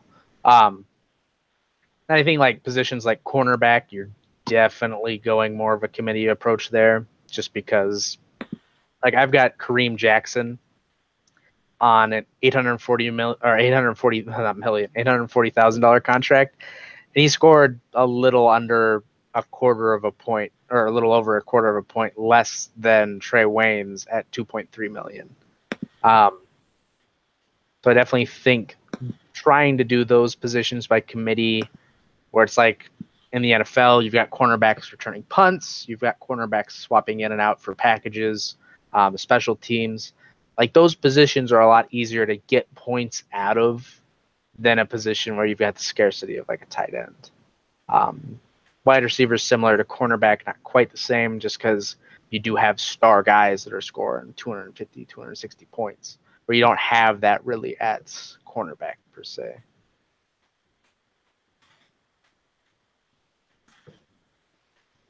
True. So I think we only had the one pick while I was out. It was Doris Fountain. You guys already talked about that? I talked about it a little bit. I think Falcons was still in here when that pick came. I mean, it's interesting because the Colts continue to hammer the receiver position. So speaking of priorities, like let's look at the Colts as a good case study.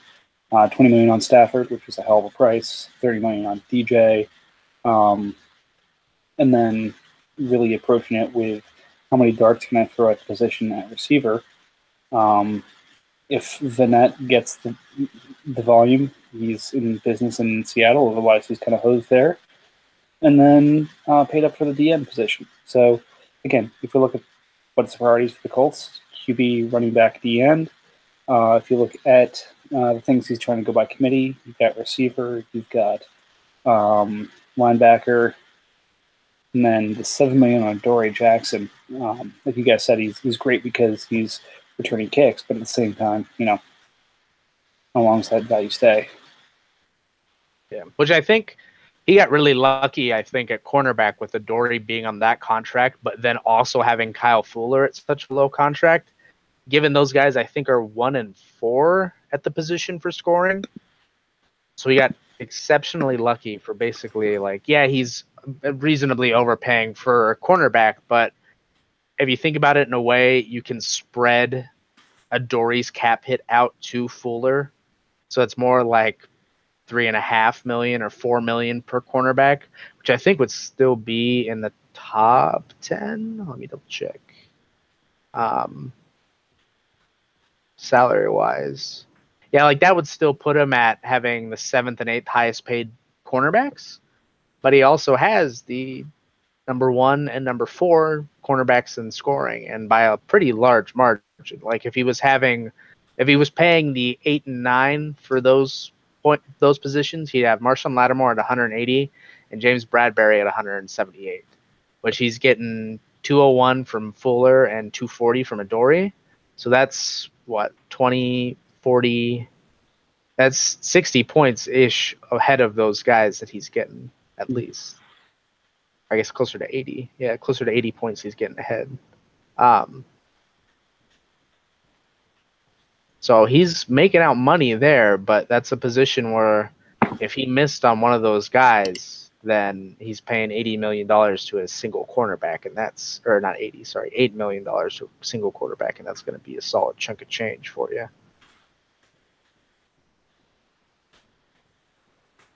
But I like what they've done with their roster so far. They really just need to figure out that wide receiver position, which they've taken enough shots so far.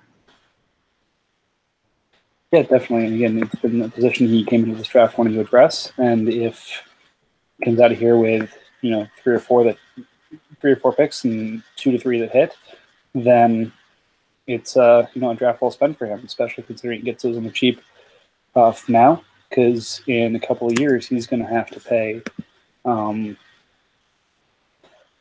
He's got 2 years before DJ. And is a tag this year, so will be a free agent again next year. Holy shit, how does he have J.J. Watt on a $10 million contract? Renegotiation because of the injury. But wouldn't that go to... So wouldn't that go to 2 years before? How did he do that? Let me pull that up. So He was injured last year. He was injured the year before. how many games did he play last year, though? Did he play 6? I don't think so. He did 5 last year. How many did he do the year before that? Let's see, 2016. So 2017 he played 5 games. 2016 he had 1 tackle for loss, and 7 assists. So fewer. 3 games. Interesting. I wonder how that. Takes you back. It may have just 15. Where he had 17.5 sacks. Yeah. 8 passes defensed. I don't even know if our reports go back. I'm going to have to go back a year or two in the league history to find that. Our reports don't.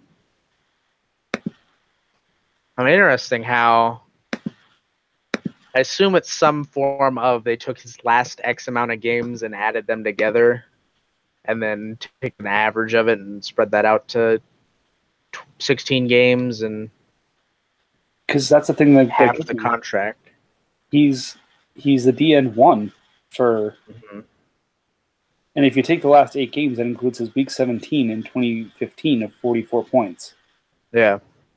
Well, I assume it probably the contract or the value itself came out to easily less than half what he was making before, because I assume that JJ was making probably close to 20 million, if I remember correctly, based off of the original startup auction.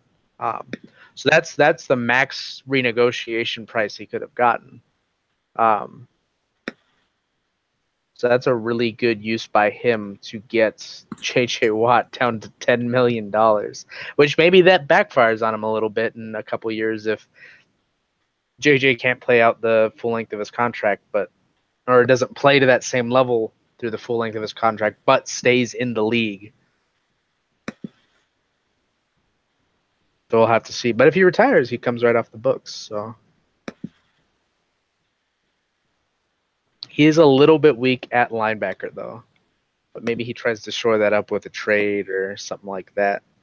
Or just waits till next year and takes the approach he had this year with wide receiver and transfers that to linebacker and hopes that gives him a 2 or 3 year window, depending on David Johnson and what he can do with that contract. He's still got 11 million in cap space available, and he's got 3 million or 3.5 million in salary adjustments that should come off the book eventually. So, really, the only person he has risk of losing at the moment is Ezekiel Ansah, which I'm not sure what exactly he could do there with that tag being in place, but maybe he just tags him again because he doesn't really have anyone else that'd be coming off of contract that he need to be worried about. Can just try and replace Clinton McDonald somewhere else next offseason with the cap space you have and go from there. But really, I guess at tight end and that linebacker spot's really his own point of weakness. But can you only start 2 defensive ends, or can you start more? I think you can only start 2, right? I know you have to start 2. You have to start at least 2. So I wonder if he can actually get the full points out of those 3 defensive ends, or if he's just going to have one not really scoring points and sitting on his bench every week. I'll have to look into that. I assume there's probably a flex place that a 3rd defensive end can come in at.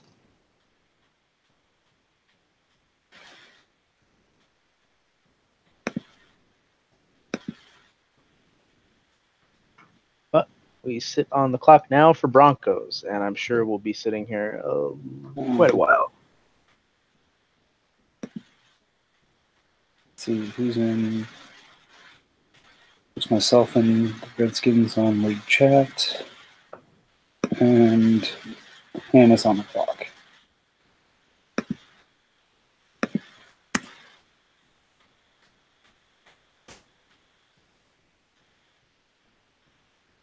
All right. Well, it's everyone's favorite time of night when things kind of wind down here. So only 3 hours this time, but we'll get it going a little bit earlier tomorrow. Since I'm enjoying fun employment here. Any closing thoughts, Matt? Not really. I think it's obviously been a very slow draft day for us while we're on. I like most of the picks that were made IDP wise today. Not a huge fan of the wide receiver order that was taken, but I understand why some people may value others at certain positions. But yeah, I mean, it's been a fairly slow day for the league outside of the run on picks earlier and then the extra fun in chat.